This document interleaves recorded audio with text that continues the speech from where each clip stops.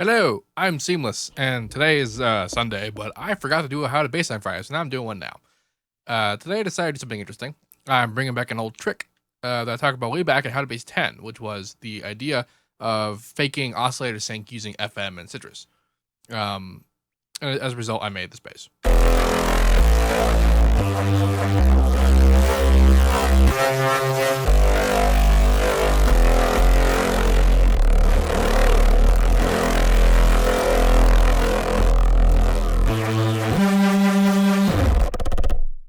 And it's neat. So what I've done here is I made a Reese bass, and then I synced it, for all intents and purposes. So what I did is I have two saws here, routed out, and they're both at 0.25. This is bass 0.25, so everything is at the correct bass level, so that I can play it on my keyboard.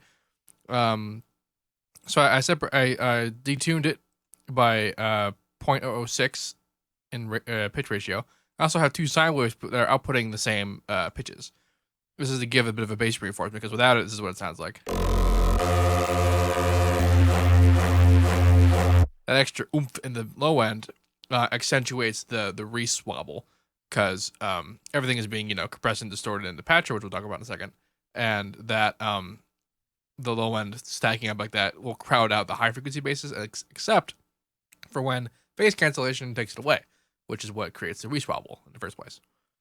Now, I'm also, I panned outputs 1 and 2 to be total left and right, because the bottom end is more or less is not panned, it's centered.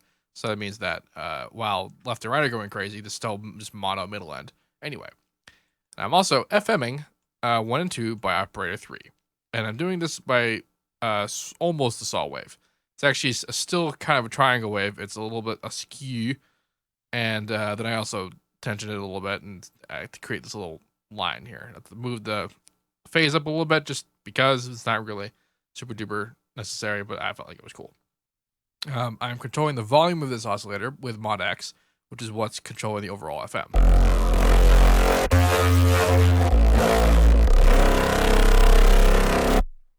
Without the patcher, this is what this patch sounds like.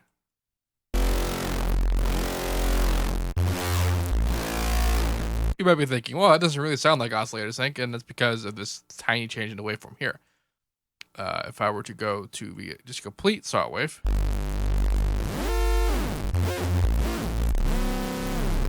you can hear, oh yeah, okay, that kind of sounds like oscillator sync, but it also sounds a little weird. What's up with that?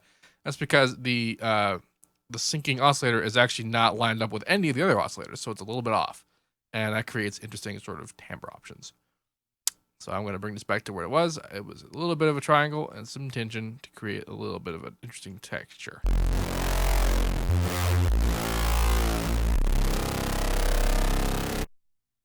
So that's what that sounds like.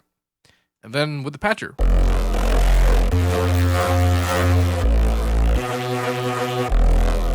I decided to do a patcher heavy one today just to see what kind of coolness I could come up with. And what this is doing, it's first going into a maximus, which is just evening out the frequencies, which, wasn't super duper necessary because it's, more or less already evened out, being the pure synth tone that it is. But it's so anyway, just to introduce a little bit of crushing early on. I'm going to split it up into three things. This bottom thing here is basically just a sub reinforcement. If I cancel out these. And it's going out to the output compressor and output EQ. Output compressor is doing a little bit more of a harder job in reining in all the frequencies after all this craziness happens. So this top guy up here is going into a chorus with just really random settings, except for this guy here, where I elected to keep the cross cutoff with the high frequency process, the high pass process, up to 233 hertz, which is actually right where the cut. Actually, that's not true, because that was a different bass that I started doing that I didn't finish. But that doesn't particularly matter anymore, so that doesn't matter at all. What this is just because I thought it sounded cool at the time. Or something. And so this is distorted, but the fun part about this particular sound is that this is being distorted into a wave shaper, but before it gets there, this EQ is happening. And this is where this roundy kind of sound is happening, because this low end is being pushed up.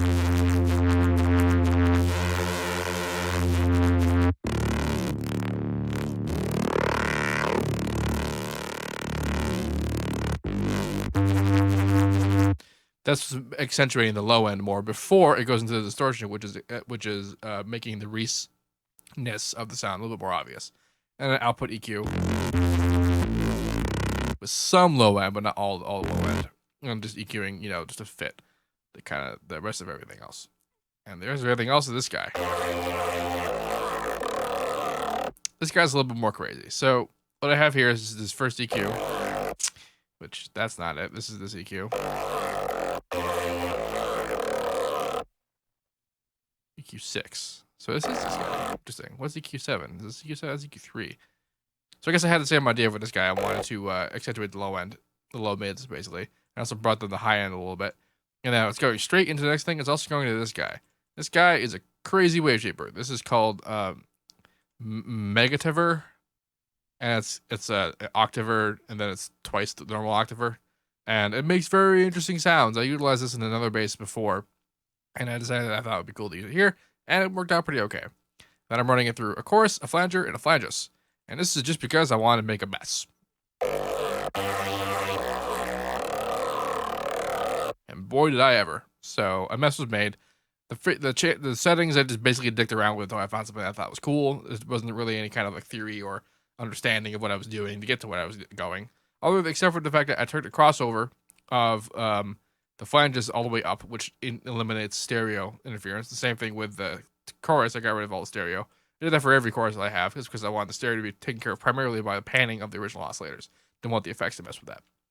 Just because I didn't want to. Doesn't necessarily mean you don't want to. Just something that I felt like I needed to do. And then output EQ into a distortion, which is being put into another output EQ, which is cutting off all the low end, which is why we're getting this sort of bandpassy sound. So, and then it goes into the Maximus to be compressed.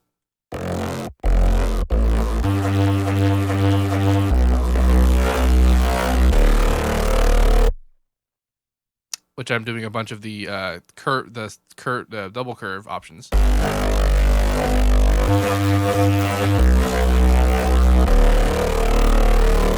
I'm also monitoring out the lows, increasing the stereo output of the mids, and a little bit less, but also increasing the highs. Then no compression, but I am doing soft saturation.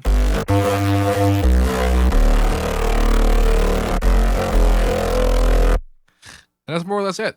This is the idea of this particular effects chain. This is a bit more old school style. Lots of splits and different effects stacking up to each other. And this kind of stuff is where Patcher does a really good job.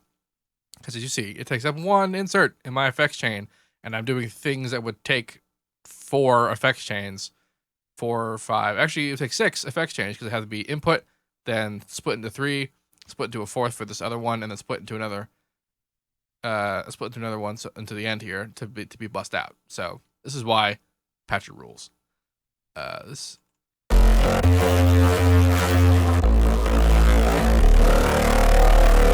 Now, using the modulation here, you might just want to keep it at one particular setting, lots of like main animation like you would find normally on like a bandpass bass or a low pass filter or a normal FM bass. I don't necessarily think would work with this particular sound. So overall long periods of morphing or just sticking to one or two different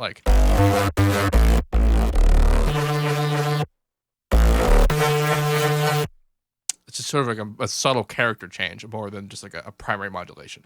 So that's what's cool about that. This is just gonna be a 1-part video. I gotta do a stream in half an hour. So yeah, if you have any questions about any of this, let me know. And as usual, have a nice day.